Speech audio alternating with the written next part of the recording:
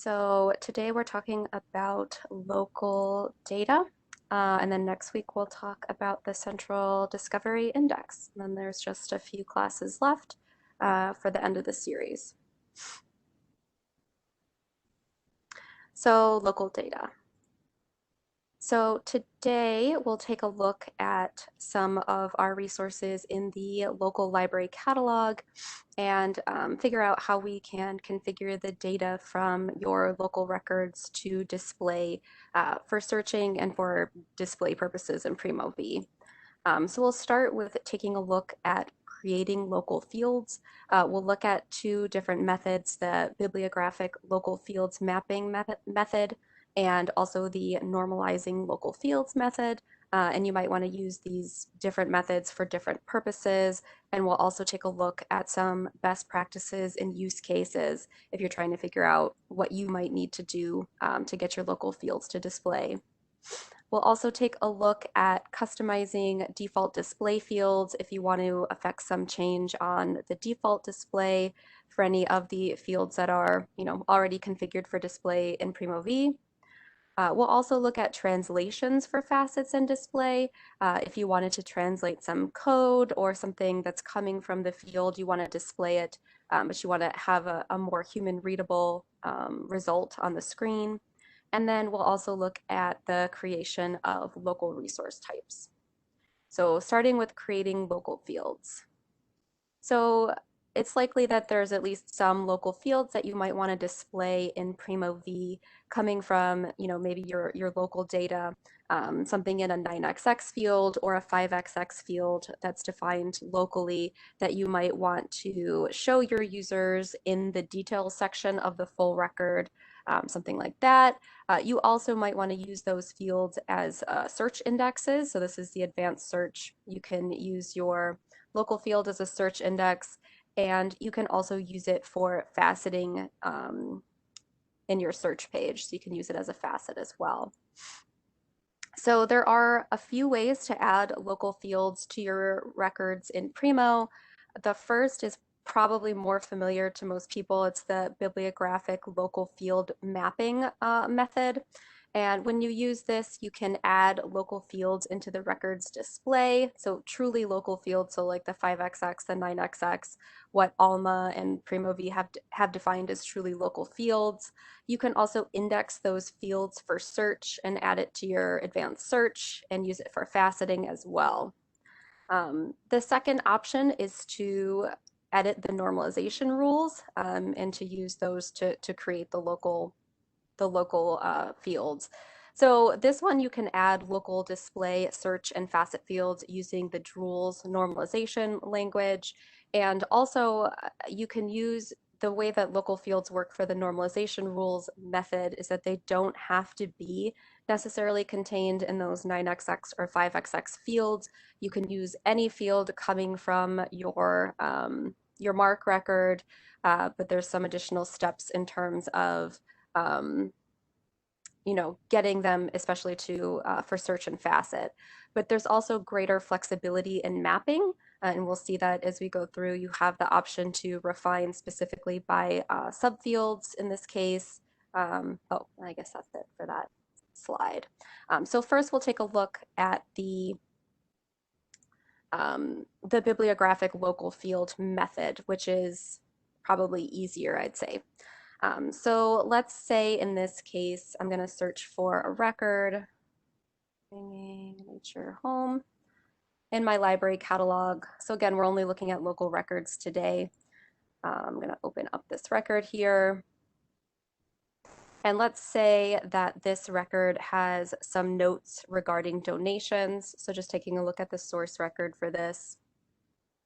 And here we have the 933 donated by field here. So locally, we've defined the 933 as the field in which we contain text about donations.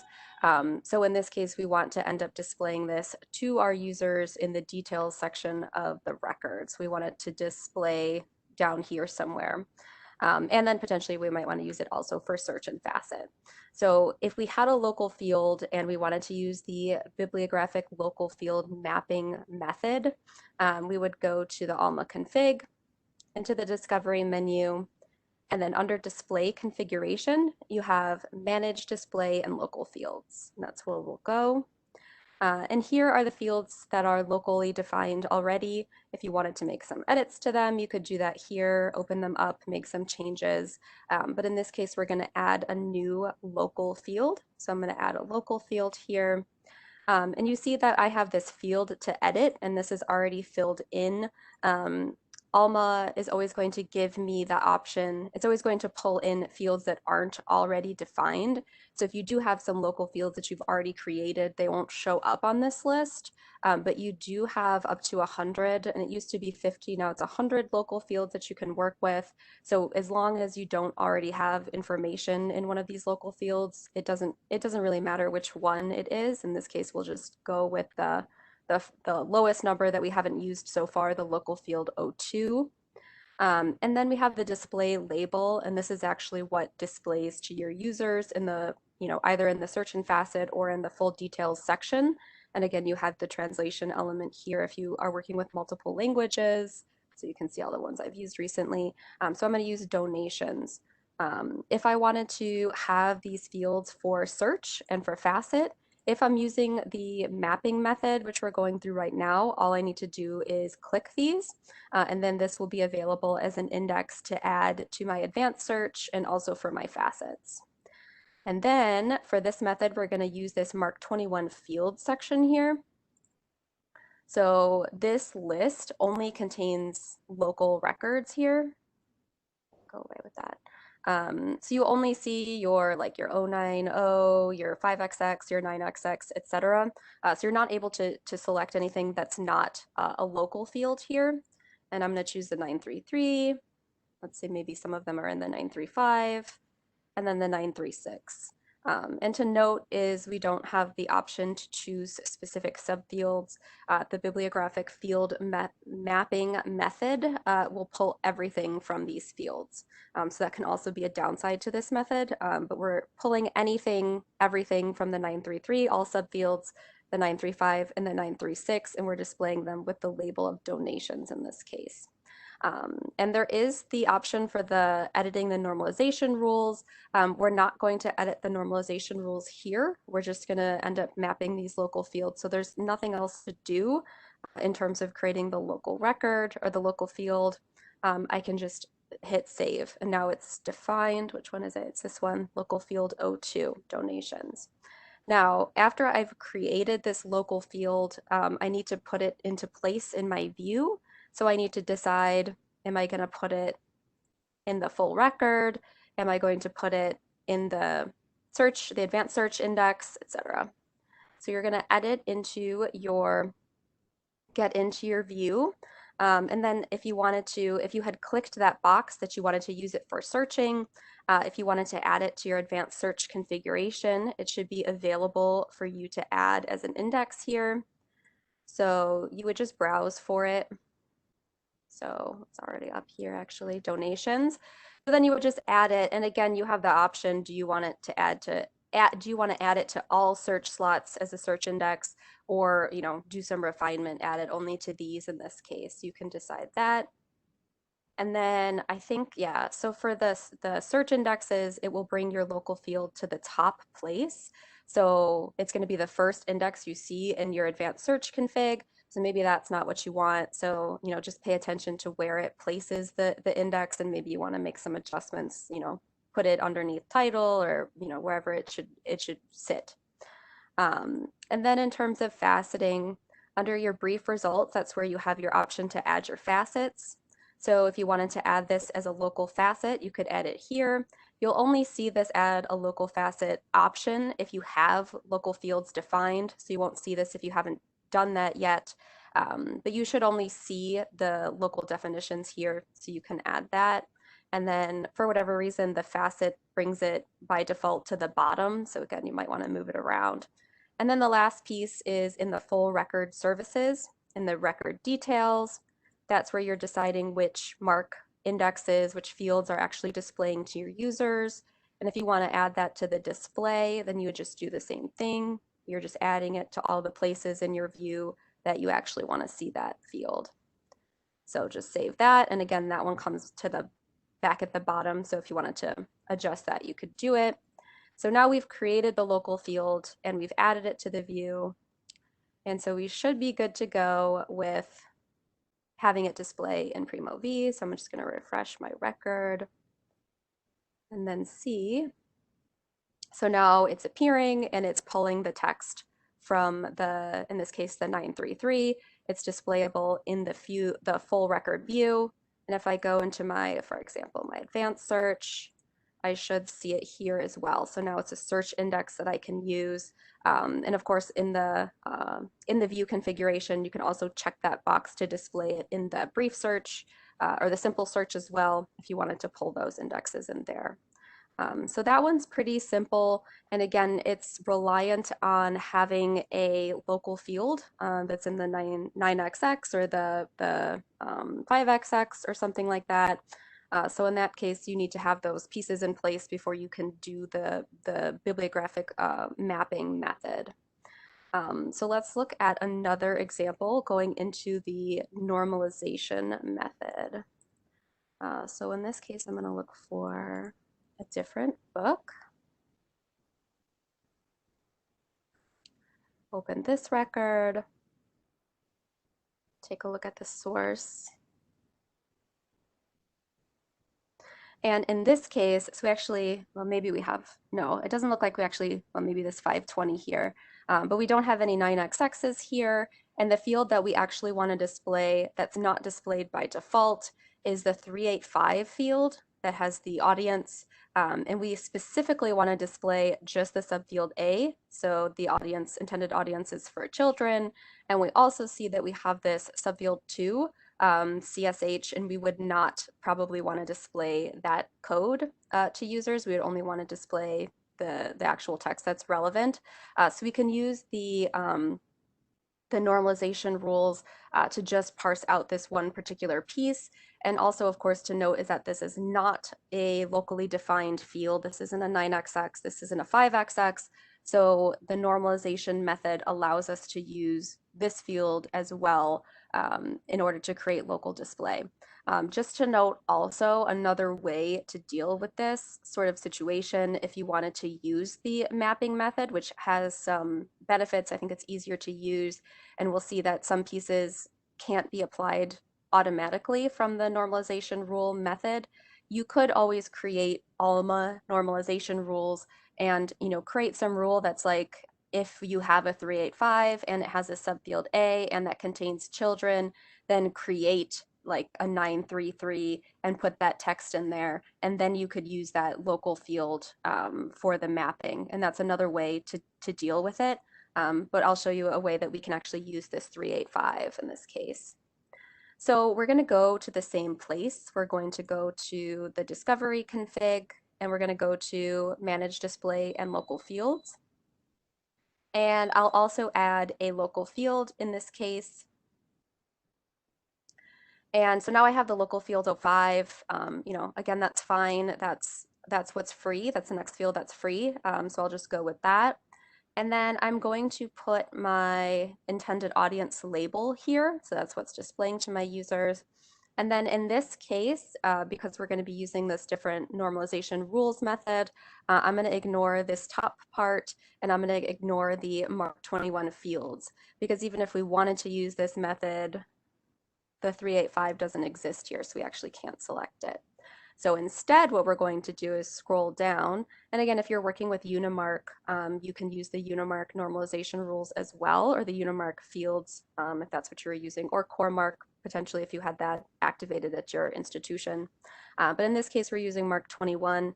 And by default, when you create a local field, you should see this Mark 21 normalization rule for display. And if you're using the mapping method that we just saw, you don't need to do any edits to this. Primo V basically takes care of it automatically based on what you've mapped there. But in this case, we are going to have to make some direct edits to the normalization rule. So when you open it up, you see that you have like a skeleton rule that's basically saying when you have some mark field with some subfield, then you create a display with that's printing out mark some field, some subfield, basically. So in this case, we're looking at the 385A And so we're just creating like the simplest rule basically, when there is a 385A, then display the 385A, the text in the 385A. Um, and this is, you can do basically anything that's allowable in rules here if you're really handy with creating rules. I mean, you can use regex here. You can have multiple, conditions that you need to meet before you display a certain field. And of course, you can have multiple display fields defined here in the then statement. So, depending on what your level of comfort is, you can do a lot with the normalization rules. But in this case, I'm doing a really simple rule that's just displaying that 385, and then I'll save my normalization rule. Give it a second. And then I'm just going to save this up here at this point. So now I have this local field 05, and it's useful in this case to note that we are using the 05 field, the intended audience. And so we've created it already for display because we edited that rule for display. So now I'm able to go into my view, and I can add it into my full record services under the details, configure. I can add the intended audience, search for what I created, and then that's all set. And then hopefully, oh, you know what? I forgot to do something. I always forget to do this, so I guess this is a good teachable moment. If you do end up making changes to your normalization rules, like I did here, I edited the display norm rules for intended audience. You have to click on Apply Rules to actually put those rules that you edited into place. We didn't need to do that for the mapping method because Primo V is taking care of that display for us. But in this case, we have to apply the rules. So let me just refresh it one more time.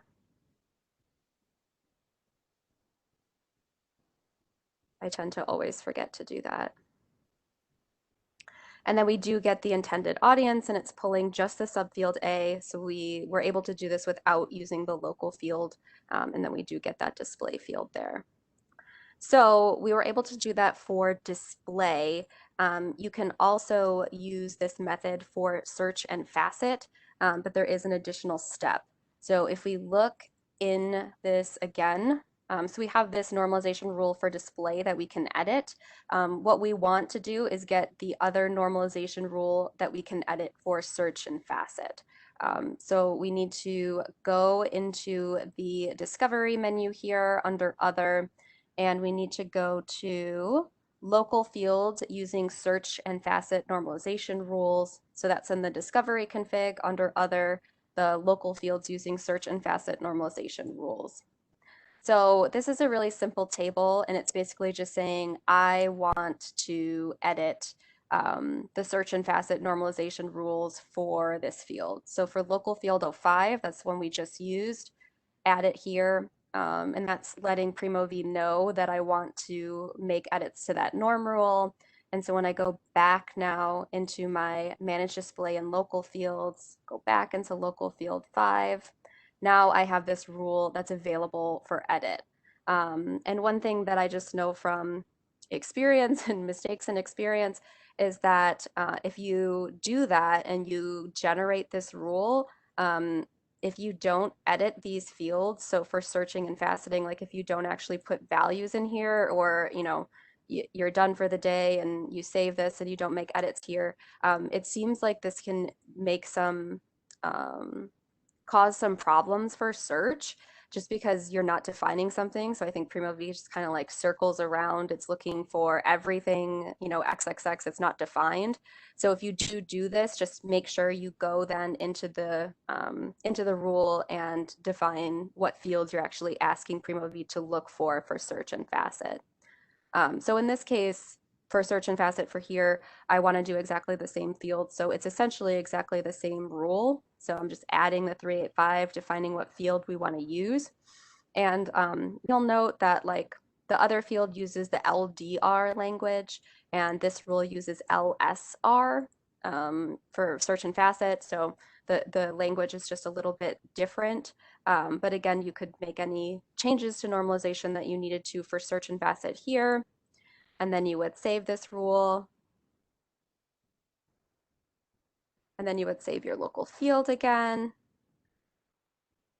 and then you would go back into your view, and at that point you could add the index for search, and then you could add the index that you created for Facet. The caveat with this um, the caveat with this method is that you need to contact support in order to populate the search and Facet um, to populate the oh yes, thank you. Don't forget to apply. I forgot to apply again, but you will need to create a case in order to have the data basically like re-indexed. So let me go back into my local fields here and click on apply rules. Also, I will show too, there's a way that you can test the normalization rule um, for the search and Facet so that you can make sure that it's pulling the right values. Let me just show that also. So if you had made some changes to the normalization rule for search and Facet, there's a test feature here, which is useful. And then you can browse for the record. So if you had a record in mind, that had that field in it and you just wanted to make sure that it was working correctly, I'm just going to search for the MMS ID for the one that I had and pull up the Paddington Bear book. And then I see that the LSR, it's going to display children for my search and Facet. That's the text that will display, and that is what I intend. So that that all works. So that's just a way to test it before you end up applying it to everything. So that is using the normalization method. So let me actually, I'm going to go through some summary slides and then we'll go through some best practices. So we looked at the bibliographic local field mapping method that allows you to choose your display fields from your truly local mark fields like the 009, the 09X, 490, 5XX, 69X, and 9XX fields. And those are all explicitly defined in the dropdown. So you're only able to choose those ones that are truly local. This allows you to add those for search and Facet. They're applied immediately. There's no indexing that needs to happen. And I will fix the PowerPoint presentation. I think the one that I uploaded said up to 50 local fields. It's been adjusted to 100 local fields. So you have a lot to work with. You'd also be sharing those with any normalization type rules that you wanted to use as well. So, 100 total, including the bibliographic field mapping method and also the normalization rule method that we just looked at. And then let me show a slide to summarize the second method we used here. So the normalization rule method for display, you're able to use all mark tags. So that includes any mark tag, not just limited to the local ones. You can use any part of the field or subfield. So we saw that because we had complete control over the normalization rule, you're not limited to just displaying everything, where you are limited to that with the bibliographic local field mapping. The display normalization rule, as we saw, was applied immediately, and you do have up to 100 local fields that's shared with your local mark tags or your bibliographic local field mapping tags. So you have 100 total to work with. For search and faceting, you are able to use all mark tags. You can use any part of the field or subfield, and you do need to open a support case to apply it in that case. So, again, there are different reasons why you might use one or the other. And we'll take a look at, and so there's a limitation also up to 10 local fields for search and Facet. So you don't have, as many to work with in that case. But let's look at some best practices and use cases for these different methods. You can, hopefully it will be useful to go through this and you'll know what you want to use if you're thinking about doing one of these methods. So again, we have the ability to use local mark tags for the local field mapping. And again, if you wanted to use this, but you had your data in a field that wasn't local, you can definitely use Alma normalization rules to move that data around, and then you can use this method. Also, that's another valid way to do it, so that your search and facet is applied immediately. And I think it's just a little bit of an easier setup. You're not editing the norm rules, so it can be easier to use in that way. And then again, you have your normalization rules, and we've talked about the reasons why you might want to use that separately. So let's look at some use cases, and then at the end, we'll talk about some specific considerations if you're in a consortia environment as well. It's a little bit different for you guys. Um, so if you wanted to search for the formatted content notes in the 505 field, that one's truly local, so it's pretty straightforward. You would likely use the bibliographic local field mapping method where you're choosing the local field, and then you can enable it for search and facet just by clicking those radio buttons or the checkboxes. And why would you use this? Because it's local and we're using everything in the field, and it's perfect and it's easiest to use the mapping method. If you wanted to search for place of publication, give the ability to search for place of publication specifically in the 260A and the 264A. In that case, you'd use the normalization rules and you would enable them for search. Maybe you don't need this for faceting in that case, and you would need to recalculate the data. And why would you use that method? You're not using the entire 260 and 264 fields, assuming that there's more data maybe in other subfields. And also, of course, these fields are not local. So you'd either need to move them to a local field to use the other method. And then again, you would need to move only specific parts of the data. So you also might have something like wanting to display and facet form and type in the 380A. You would use normalization rules then for both display and facet and enable search and facets to recalculate. You'd need to do the recalculation in order to get that facet to display. Again, not local, not using the entire 380. So you're definitely getting where we're going for with this.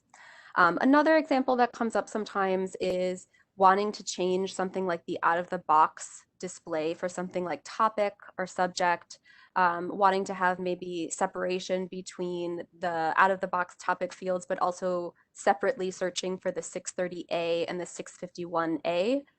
So you could do that maybe with creating 3 local fields using normalization rules.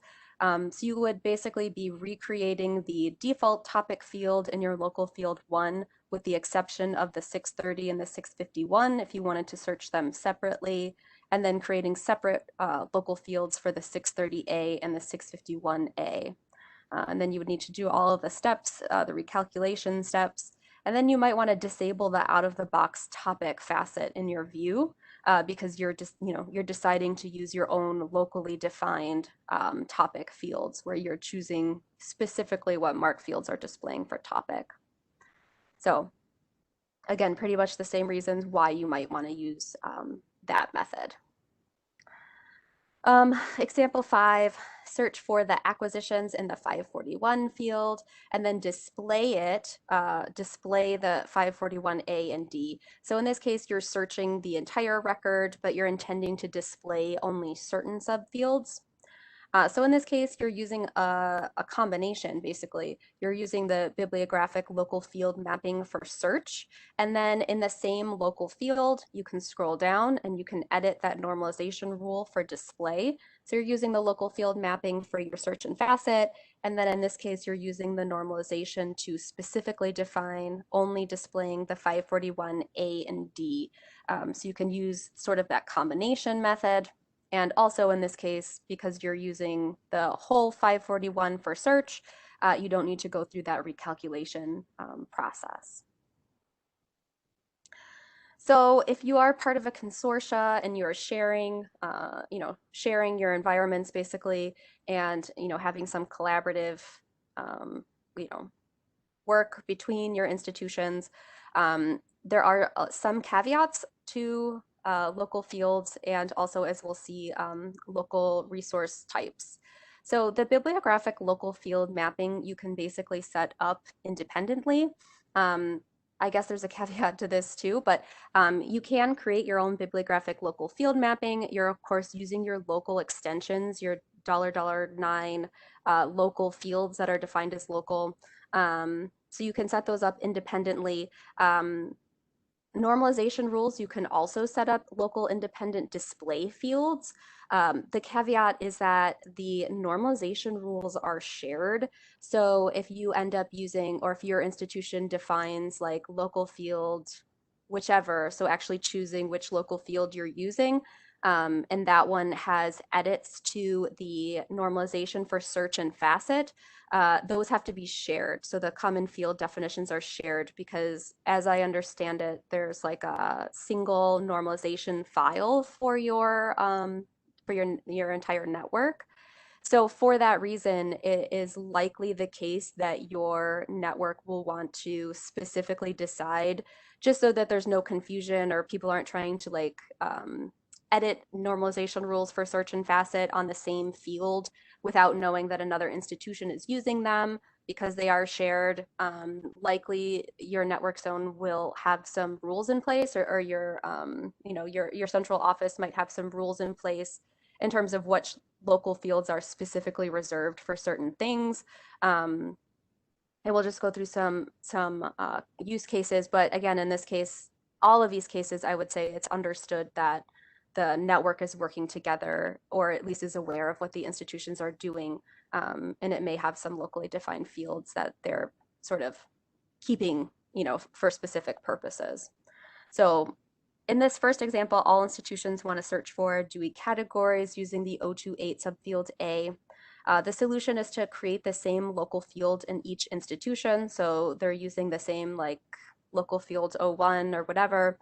Use the normalization rules and enable search and facets. So this is allowing all of the institutions to share the search and facet normalization, and they're all using the same locally defined field. So everybody's using the same thing. So obviously this does require some coordination, but you could do this and share this amongst your institutions. And you can also distribute those fields. I think it's 51 through 100. Those fields can be distributed amongst the institutions. In the next example, the institution in the consortia has different needs. So institution 1 wants to search for culture in the 694. Institution 2 wants to use search and facet using the LCCN in the 010 subfield A. And institution 3 wants to display the formatted content notes in the 505. In this case, they can all use the same local field. Again, I mean, with caveats. So like they could all use like the local field 04 maybe, because only one of these institutions, institution 2, is actually editing the normalization rules for search and facet.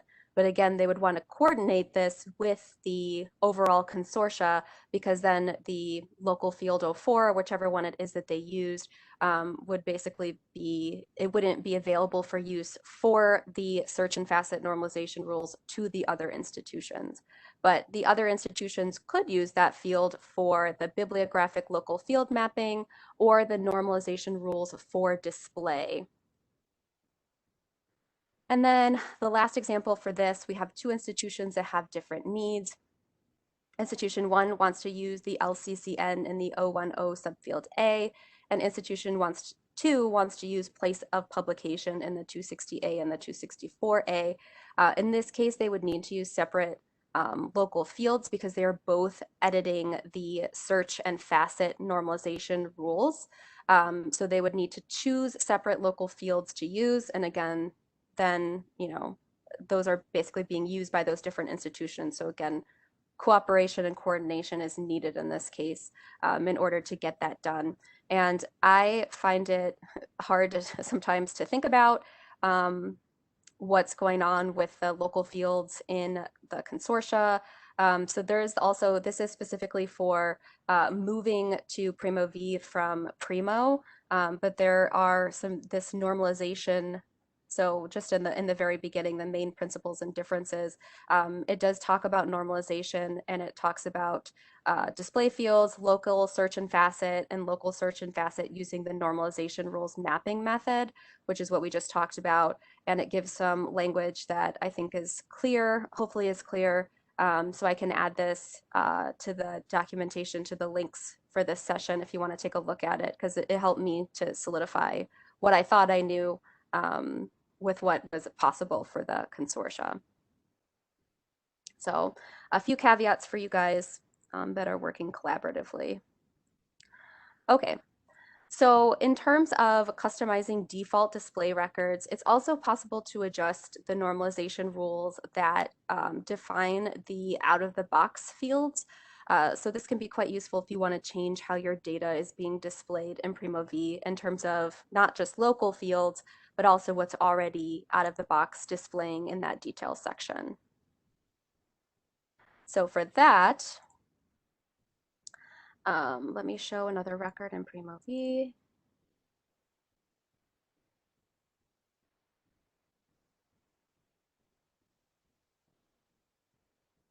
So I'm just going to open this guy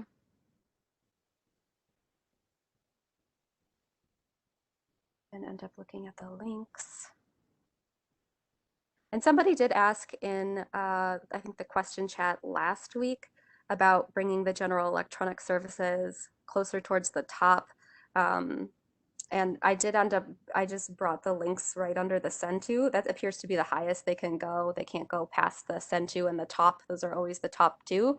But if you like the links kind of displayed, closer towards the top, they're actually above the get it in this case.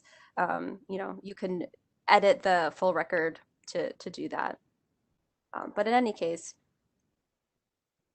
for this record, so here, and let me show how it looks in the actual display. So under the creator field, we have all of these contributors and editors here, and it gives the name and it also gives comma, and then it says contributor. And that's how it displays out of the box, but maybe you don't want to display the contributor or the editor unless it's the creator, or you have some other reason why maybe you don't want to display this piece of the default display for the contributor. So you can make edits to the default normalization rule to not show the subfield E in this case. So to do that, we're going to be in the same place. So we're in the Discovery, Manage Display, and Local Fields menu. And in this case, we're adding a field, and we're going to add display field. And then you can search for the index that you want to edit in the field to edit here. In this case, I'm editing contributor, but you can see, here's contents, all of your out of the box fields, format, title, et cetera, et cetera. So anything that's out of the box, you can edit from here. So I'm going to choose contributor. And then, depending on what kind of, metadata configuration you have, you might have Mark 21, Core Mark, whichever. We have Mark 21 and Unimark in this environment, and you can edit the normalization displays for each type. In this case, we're going to take a look at the Mark 21. So when I go into edit, this is the actual out-of-the-box rule. So this is what Primo is displaying now. And so you can see what fields there are. Obviously, this rule is much more complex than the one that I just created on my own. And you can kind of, read through what it's supposed to do. So you have your when condition. So when the Mark 700 has any of those subfields, and the control is 001, then it's creating these temp fields and then basically creating the PNX to display them. So there's a lot of regex in here that I'm basically ignoring at this point. But if I wanted to not display that subfield E, in this case, it's pretty simple. I'm going to delete it from there, and I'm going to delete it from here, from the 700. And then I'll save my normalization rule. And you can always restore from default. There's a button restore from default. So if you made some error, definitely you can do that and bring it back to the sort of factory settings and then start over. Another thing sometimes is I think people like to copy the normalization rule out of the that editor that we have, which is not the best, and bring it somewhere else, make your edits there, and then paste it back. Just because I think it can be hard to work with this editor in here. But I have made some changes to the normalization rules, so I will remember this time to click on Apply Rules. And we also see that once I've edited my out of the box contributor field, because I've basically in a way made it local by making some edits to it, now contributor also displays in my list of initial local fields here because I have made some change to it. So let's refresh here, and then hopefully we'll see that the subfield E has been removed from the record display, and it has, now we're just showing the names.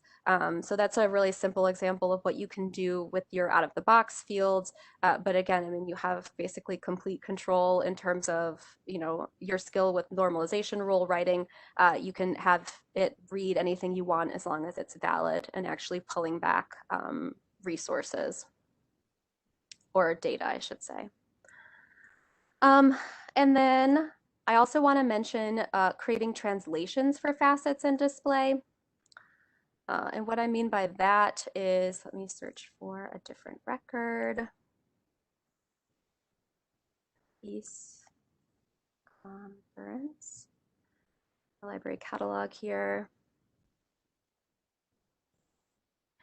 So here is this record, and I will display the source. And in this record, we do have a truly local field, the 921 here. And this is, I think, the form and type of this item. This is conf, this code is conf, and it's representing conference. And in this case, if we wanted to display the 921, it's probably not super useful for most of our users to see in the full record details conf. So you can do a translation to make this human readable, basically, or to show some other value that's not just this code. So what I would do first is I would create the local field. So we're already here. So I'm going to add a local field. I'll add it for search and facet, and then let me put the label in here. Form and type is what I'm using. And then if you wanted to use that translation table, you would need to click on Use Translations here. And then that way Primo V knows for the local field 06, I'm looking to see if there's anything in the label table that uses translations here. And in this case, I do have the local field. I'm using the whole part of it, so no problem to use the bibliographic field mapping method. So I'm just adding my 921 here, and then that's all I need to do for that. And then to make edits to the labels table, I'll need to go into Discovery and into just the labels, the regular labels table under Display Configurations. We'll go into Labels. And then there's a table that specifically maps your local translations. So we have this local field translate table. I might actually already have a value in here. Yeah, I'm going to delete it, pretend it's not there. So I'll add a row, and then the code that's here is the code that's actually coming from the record. So conf in this case, all uppercase. So that's the code that's coming from the record. And then what do we want it to say? That's the description piece. This doesn't need to be default. I'm not actually sure what the default would do in this case. Maybe if there were multiple confs defined, it would choose the default. In this case, we can leave it as it is. So we have the code in the description. And then as with all label tables, we have the option to translate here also. If we had multiple languages defined in our institution, then we could save it. And then we haven't brought that display label to our view yet, so we would need to do that as well. So let me just go to my full record services here under my record details, configure that. And then I would want to add the, I called it form and type. Add that, done. And then we can refresh this guy and see if it displays correctly.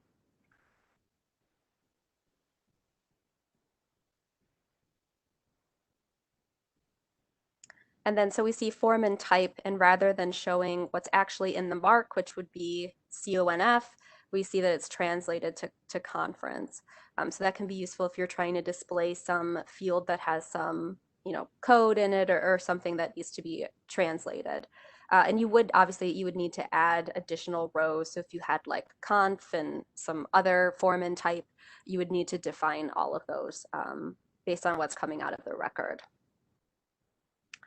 And then the last thing to show today is creating local resource types. So you can create and define local resource types based on data that's in your basically that's in your local records um, and your local fields that has some identifier, it has some information in the subfield that defines it as whatever local resource type you're defining. So you could do things like book chapter or case law, or I think some people do like physical book and they map their available physical to it and things like that. So you do have the option to do that. And let me show you what I mean about the local fields when we get there. So to add a local resource type, you'd be going in the same area, you're in display configuration, and right under manage display and local fields, you have your local resources type. Okay, I should have deleted these so that I can create them. So I'm going to add a local resource type. You give it a code.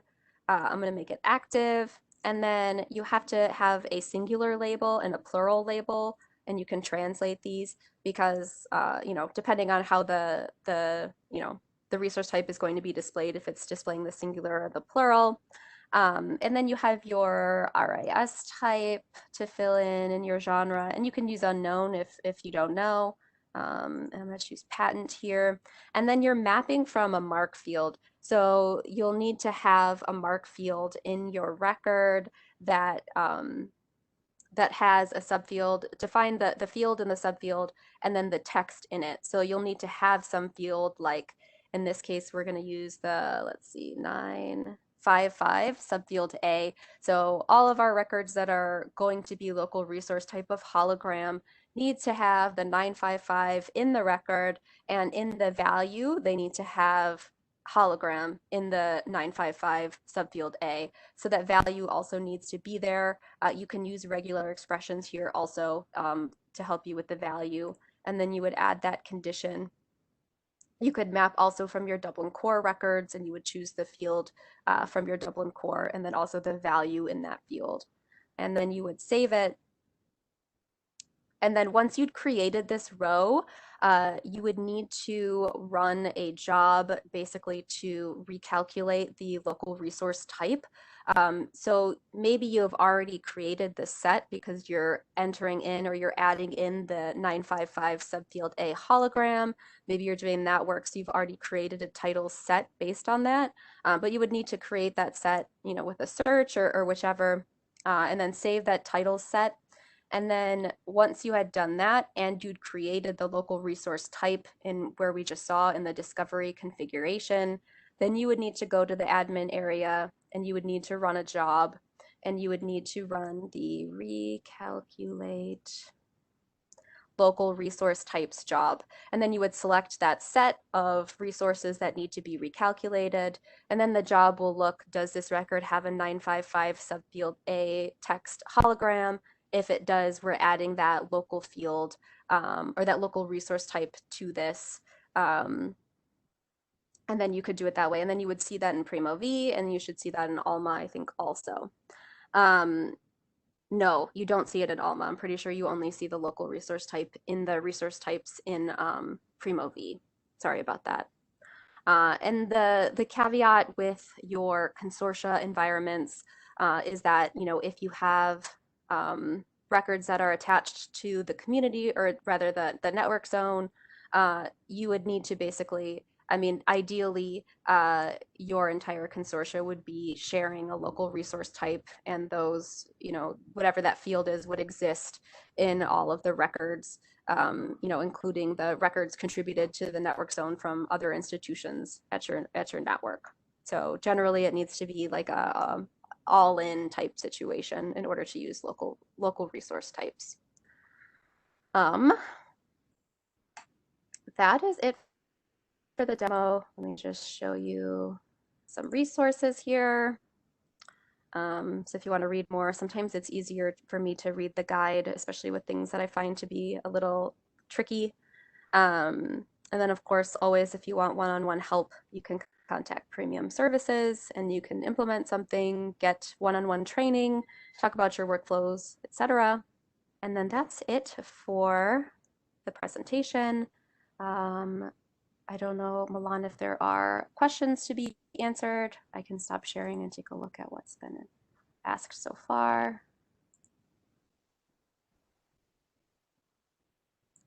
Let's see.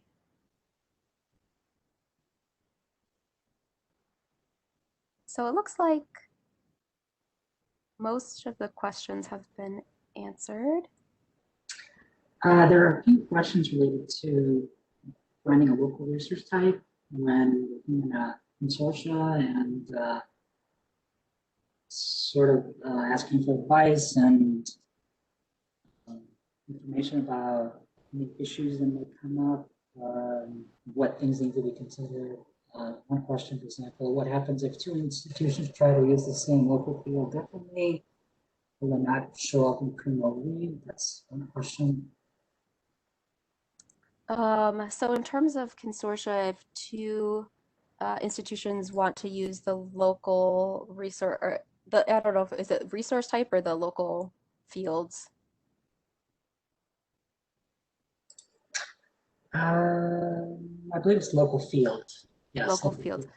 Yeah, so as far as I understand, and let me just bring up, let me bring up that doc again. Let me share this page again. So for display fields in terms of the default display or local display fields, you can changes at the institution level only affect that institution when you're using the bibliographic field mapping or the normalization rules mapping method. So for display, you're pretty much in the clear. You can do what you want. The big caveat is the local search and facet fields when you are using the normalization rules mapping method. And I think there's more of an explanation of how the normalization file is created for the network zone. But in this case, other institutions cannot use this local field for search and facet, but they can use it with other methods. So if one institution defined normalization rules for search and facet on local field O2, nobody else could use that field for normalization rule mapping method. You could use that local field for the bibliographic mapping method or the normalization rule method for display, but not for search and facet. So the thing that requires the recalculation of the rules, that is something that would likely need to be coordinated and is something that you would need to talk centrally about before you did anything about that. So I can add, I'm gonna pop this link in the chat. I think it's pretty clear. It's useful to read, help me understand.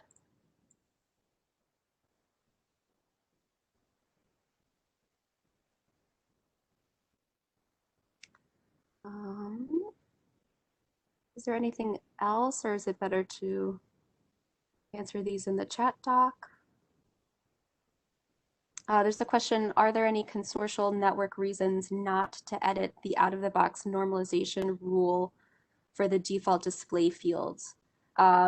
No, in terms of default display, anything with the normalization rules for display, you should be okay to edit those locally at your institution. I mean, I don't want to speak for anybody's central office. I know that sometimes, they want information to be displayed consistently across your institution. So if that's the case, maybe you do need to check in before you make some changes to the norm rules for display. But in terms of bumping up against somebody else for display normalization rules, you should be good to edit those institutionally. Let's see, is there another question that came in? When creating local resource types, can you make a rule that accounts for variance in the mark field? Um, I don't actually know. I'll take this question and answer it in the chat the document that we post after. I am not sure if it takes capitalization into account. Definitely spelling, you would need to account for that, but capitalization, I'm not sure. I would need to test it.